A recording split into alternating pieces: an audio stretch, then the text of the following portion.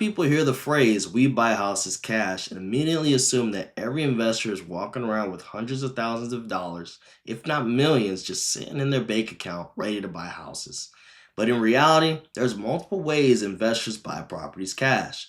Some investors use their own money, some leverage private funding, some assign contracts, and some use transactional funding to close deals. So in this video, I wanted to break down 4 common ways investors actually buy houses cash so sellers and even newer investors can better understand how these deals actually work.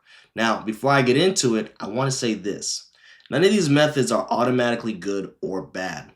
The biggest thing is transparency, professionalism, and whether the buyer can actually perform and close the deal. Because at the end of the day, sellers care about certainty. They want to know, can this actually close? Is this person serious? And is this going to be smooth? So let's break down these different methods and see how they work. The first way investors buy houses cash is through assigning a contract. It's very common in wholesaling, and here's how it works. An investor gets a property under contract with the seller at an agreed upon price, but instead of actually buying the property themselves, they sell their rights in the contract to another buyer for a fee. Here's an example. Let's say an investor gets a house under contract for $120,000. Then they find another investor willing to buy that deal for $130,000. Now that investor can assign the contract and make a $10,000 assignment fee. Now, in this situation, the original investor may never actually purchase the property themselves. The end buyer is the one bringing the actual funds to closing. And honestly, a lot of sellers don't even realize this is one way deals happens in real estate. Now, some people hear assignments and immediately think something shady is happening, but assignments are legal and common in real estate. And the real issue is whether the investor can be transparent and whether they can actually perform. Because if someone ties up a property with no real plan, no buyers, and no ability to close, that's where the problem happens. Now, some investors don't assign deals. Some actually close on the properties themselves, but they still may not be using their own personal cash. And that brings us to the second method, hard money or private money. Now, this is where an investor borrows short-term funds from either a hard money lender or a private individual to purchase the property. And a lot of real estate investors focus more on finding opportunities and solving problems than trying to tie up all their own money in every single deal. So they leverage the capital.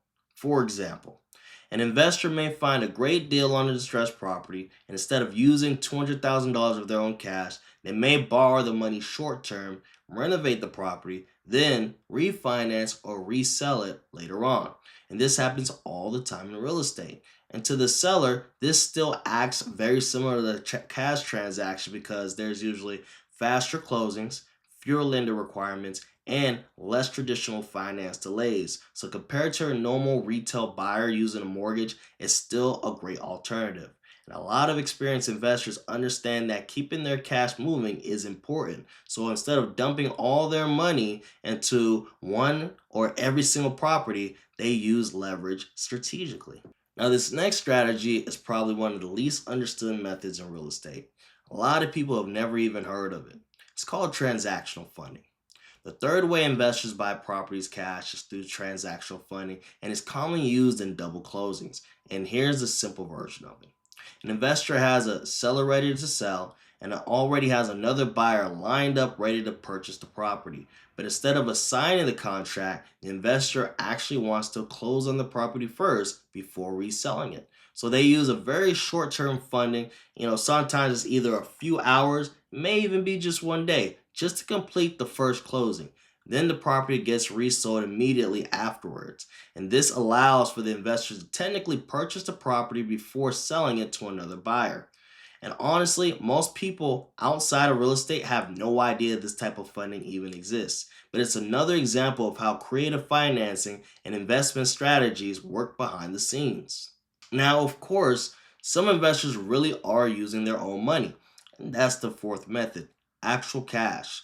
And these can be experienced investors, companies, hedge funds, high net worth individuals, or operators that just have built up cash reserves over time. And these buyers can sometimes move very quickly because they already have the capital available. So they don't need lenders, there's no approvals, and there's no waiting on financing. And in some situations, that speed and certainty can be extremely attractive to sellers, especially when the property needs repairs, there might be some title issues, it may have some difficult tenants, or the seller simply wants convenience and speed. Now, obviously, not every investor is sitting on millions of dollars. A lot of investors build over time. Some start with assignments, some start with private money, some start with partnerships, then eventually they build enough capital to fund deals themselves. Now, at the end of the day, cash buyer can mean different things depending on the situation. But honestly, most sellers care less about where the money comes from and more about whether the buyer can actually close. So, can they communicate professionally? Can they solve problems? Can they perform? Can they make the transaction smooth? Because in real estate, execution matters more than the label. If you enjoyed this video, make sure you like, subscribe, and I'll see you in the next one.